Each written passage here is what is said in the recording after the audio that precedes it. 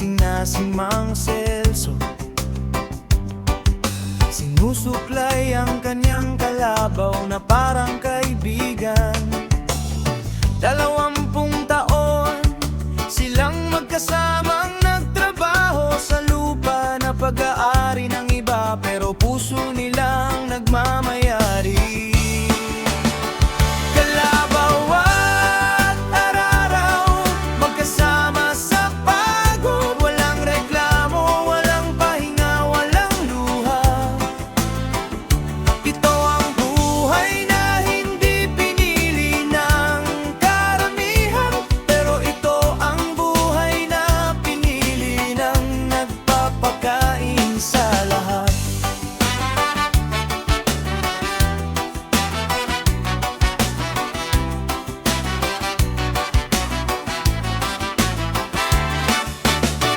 Tanghali pahinga sa ilalim ng malaking puno. Tinapay at tubig, sapat na para sa kanila.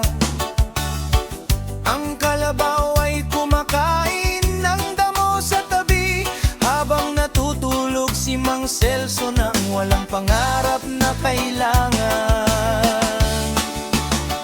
Kalabaw at araraw, magkasama sa pagod, walang reklamo, walang pahinga, walang luha. Ito ang buhay na hindi pinili ng karamihan, pero ito ang buhay na pinili ng nagpapakain sa lahat.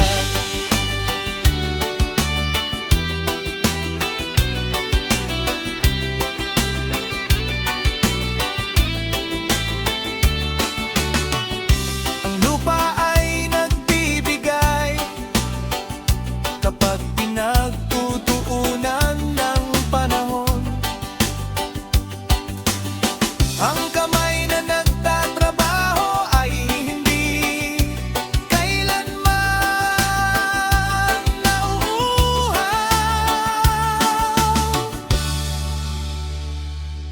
Si Mang Celso ay matanda na ngayon. Ang kalabaw ay wala na, pero ang lupa ay bukas pa at may nagtatrabaho pa rin doon.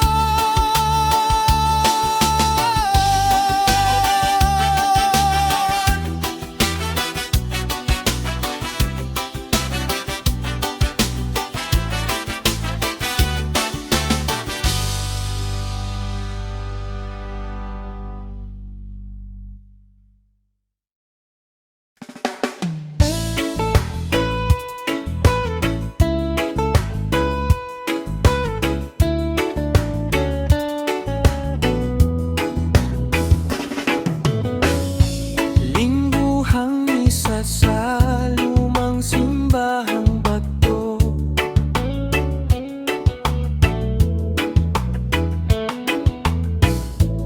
ang kampana ay tumutunog sa buong kabundukan.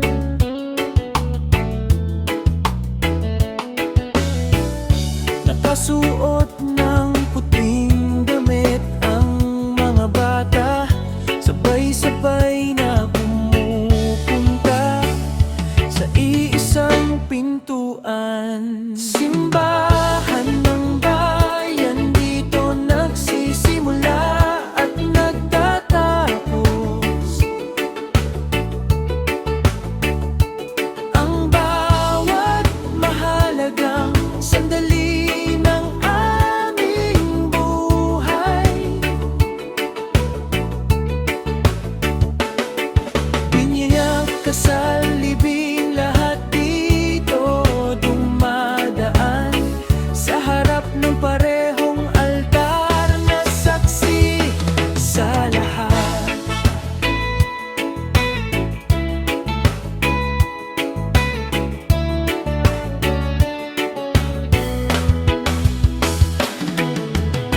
At ang mga matatanda ay nananalangin ng matagal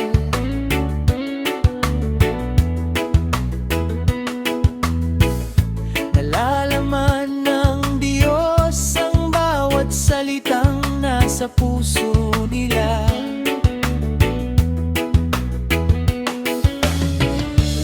Di sila nagdadala ng malalaking problema.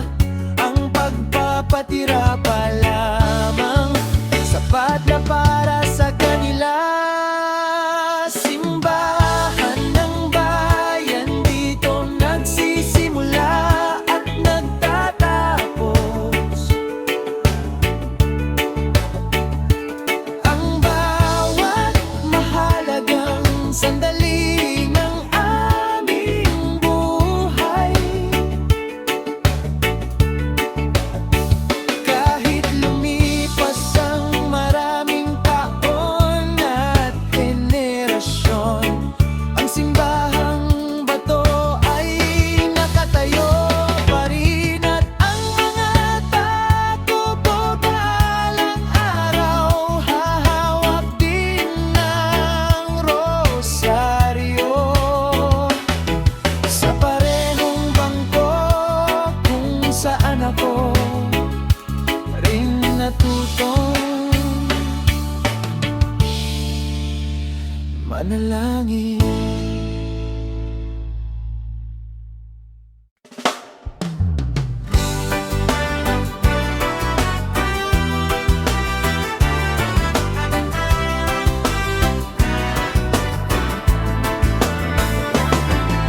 Alas 4 pa lang ay maingay na ang palengke. Nandun na ang lahat ng gulay mula sa bundok. Ang mga magsasaka ay naglalakad ng maaga para maibenta ang kanilang inaalagaan ng buong linggo. Palengke ng buhay, dito lahat ay pantay-pantay. Ang mayaman at mahirap ay nasa parehong pila. Walang aircon, walang mall, walang wifi, pero ang sariwa at tunay ay makikita mo lamang dito.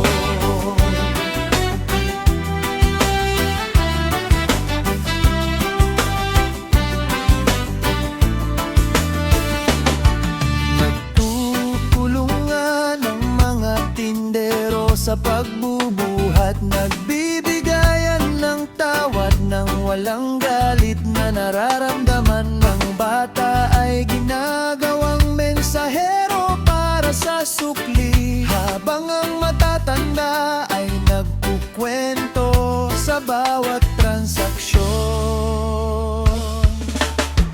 Palengke ng buhay, dito lahat ay pantay-pantay. Ang mayaman at mahirap ay nasa parehong pila. Walang aircon, walang mall, walang wifi, pero ang sariwa at tunay ay makikita mo lamang dito.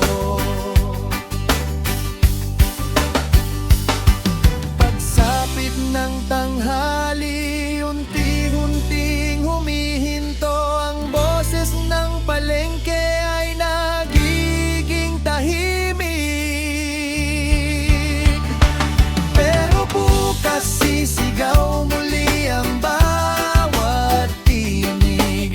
Dahil ganito ang ritmo ng buhay na hindi nagbabago.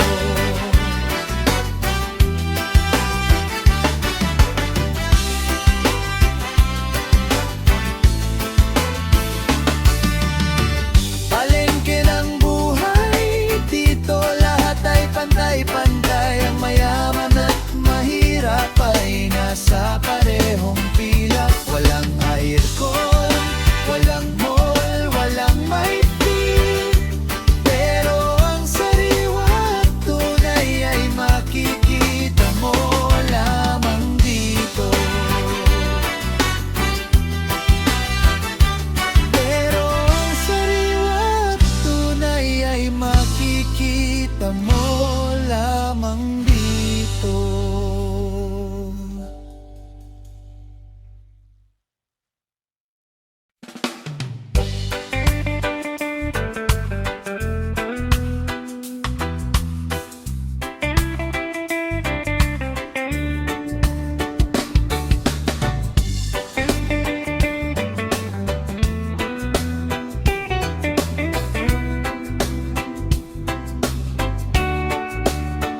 Pagkalog ng araw ay iba na ang loob. Ang kuliglig ay nagsisimula ng kanilang konsyerto. Walang ilaw sa kalsada, ang buwan ang naglilingkod, at ang mga tala ay mas marami kaysa mabibilang. Gabi sa ngayon, pinakatahimik na sandali. Ang ingay ng lungsod ay hindi umaabot dito. Naririnig mo ang iyong sariling hininga,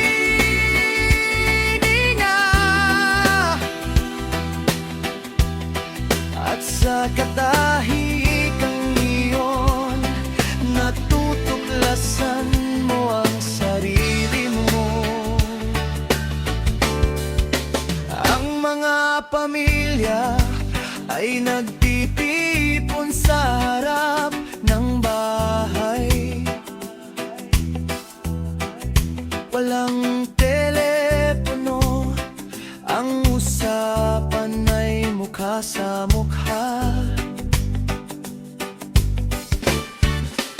Ang mga lolo at lola ay nagkukwento ng nakaraan,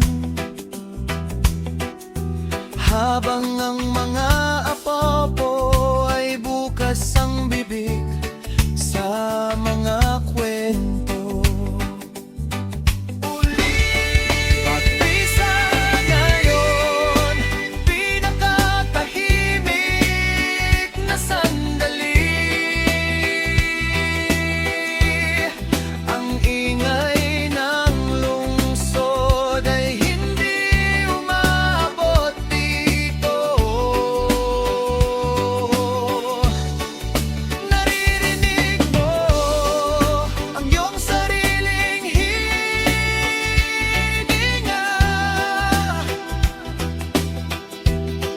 at sa katahimikang iyon, natutuklasan mo ang sarili mo. Bago matulog, isang tingin sa langit, ang mga bituin ay hindi nagbabago ng posisyon. Sila ang mapa ng aking mga ninuno, at sa gabing ito, ako ay bahagi ng lahat ng iyon. Tahimik, tahimik, ito ang probinsya, ito ang tahanan.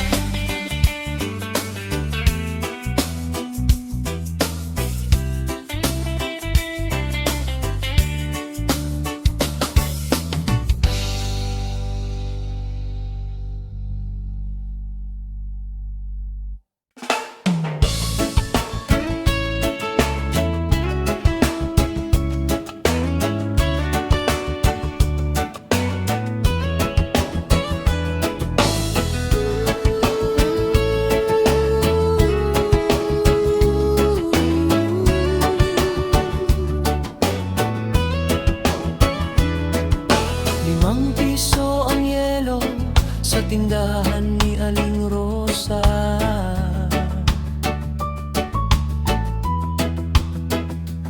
₱10 ang Skyflakes at niknik na paborito.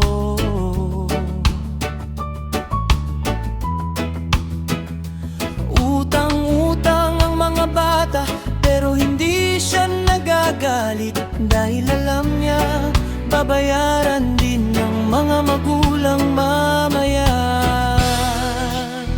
Tindahan sa kanto, sentro ng lahat ng balita. Dito mo malalaman kung sino ang nagkagulo kagabi.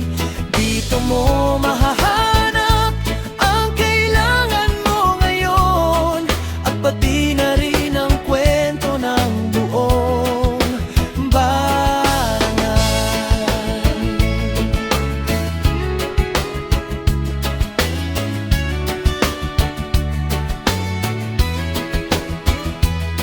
Radyo na nakatali sa kisamehang naglaawi.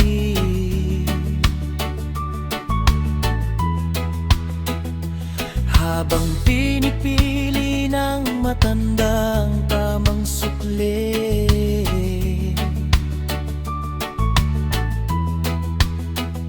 lahat ng dumadaan ay nagtatigil sandali, kahit wala silang bibilhin, para lang makipagkwentuhan. Tindahan sa kanto, sentro ng lahat ng balita. Dito mo malalaman kung sino ang nagkagulo kagabi. Dito mo mahahanap ang kailangan mo ngayon, at pati na rin ang kwento ng buong barangay.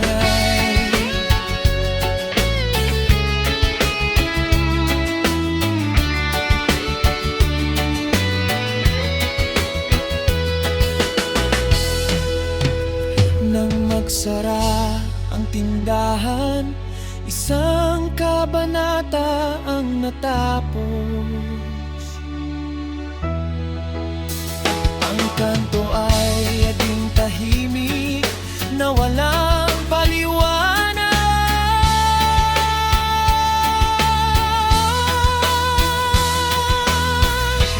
Pero ang matataong pinagsilbihan niya ng maraming taon ay dala-dala pa rin ang bawat utang ng puso nila. Dito mo mahahanap ang kailangan mo ngayon, at pati na rin ang kwento ng buong barangay.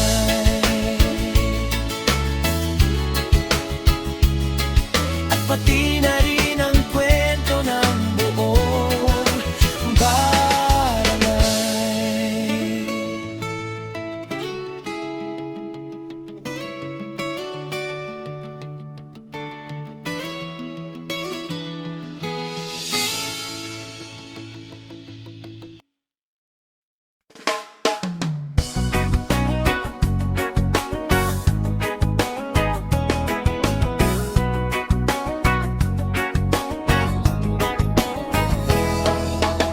Tatlong kilometro ang layo ng eskwelahan. Naglalakad kami ng barefoot sa alikabok na daan. Pag-uwi may pasalubong na mangga o siniguelas na pinitas namin sa gilid ng daan na hindi aming pag-aari. Labas ng klase, kalayaan ng pakiramdam. Walang takdang aralin ng mas mahalaga sa paglalaro.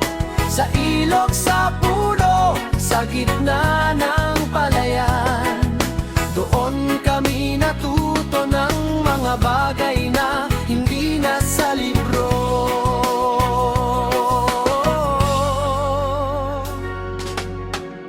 Ang guro namin ay naglalakad din tulad namin, pagod pero laging may ngiti sa harap ng klase.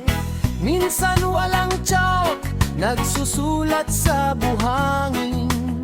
Minsan walang upuan, na uupo sa bato o kahoy. Labas ng klase, kalayaan ang pakiramdam. Walang takdang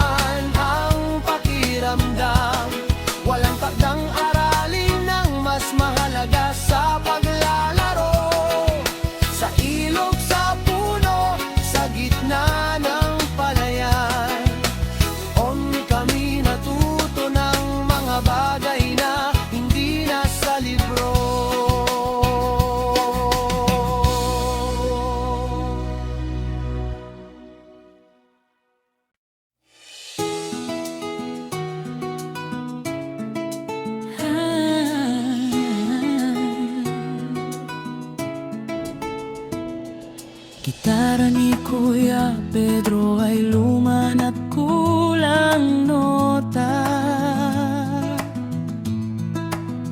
pero ang boses niya ay pulos, puso at katapatan. Nakatayo sa labas ng bahay ni Maria tuwing Biyernes, umaasang may masilip sa bintanang may kurtinang pula.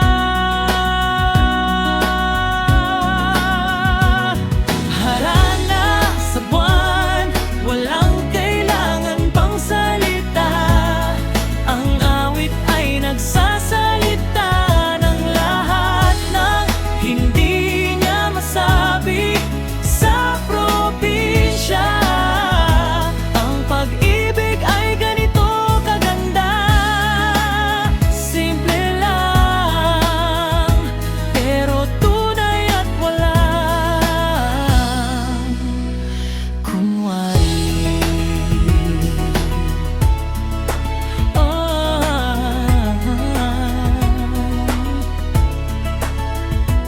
Tumayo si Maria sa likod ng kurtina, nakikinig ng hindi nagpapakita pero ngumiti. At ang buong kapitbahayan ay gising na nanonood. Sabay-sabay na inaasahan ng katapusan ng awit. Ulit harana sa buwan, walang kailangan pang salita. Ang awit ay nagsasalita ng lahat ng hindi niya masabi sa probinsya. Ang pag-ibig ay ganito kaganda, simple lang, pero tunay at pulay.